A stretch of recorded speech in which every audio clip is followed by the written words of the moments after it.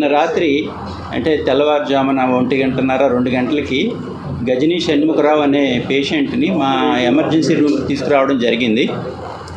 అది మేము పరీక్షించిన తర్వాత మాకు తెలిసింది ఏంటంటే అతనికి ఎడమ తుంటి కీలు అంటే హిప్ జాయింట్ అంటాం, హిప్ జాయింట్ డిస్లొకేషన్ ఒకటి నోటీస్ చేశాము.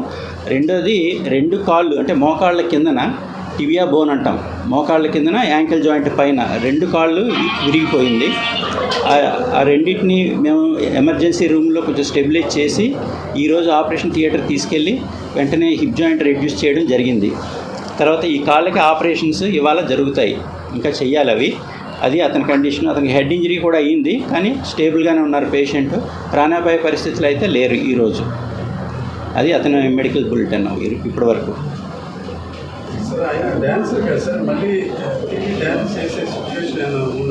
మళ్ళీ నార్మల్గా అతను పనులు ఆయన చేసుకోగలరు. అది 6 నెలల వరకు పట్టొచ్చు. వేయాలి ఇంకా అని నార్మల్గానే వచ్చేస్తాయి. సార్ ఇప్పుడు ఆ తుంటి ఎముకను మీరు సెట్ చేశాను. దాని తర్వాత ప్రొసీజర్ ఏంటి సార్ వైద్యం సంబంధించి?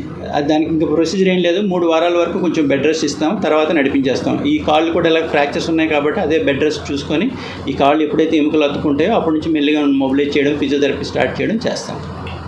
ఫ్రాక్చర్ సంబంధించి ఎటువంటి వైద్యం అతను ఇంకా చెయ్యాలి. ఇవాళ సాయంత్రం లోపల సర్జరీస్ అవుతాయి, సర్జరీ చేస్తారు, చేయాలి. 2 కాళ్ళకి ఎన్ని చోట్ల సార్ విరిగిపోయింది? 2 కాళ్ళకి 2 చోట్ల ఒక దగ్గరే, ఇక్కడ ఎడం కాలుకి ఒక దగ్గర, కుడి కాలుకి ఒక దగ్గర, మధ్యలో మోకాలకి యాంకిల్ జాయింట్కి మధ్యలో విరిగింది. కంప్లీట్గానే విరిగిపోయి దానికి రక్తం కూడా బయటకు వచ్చింది.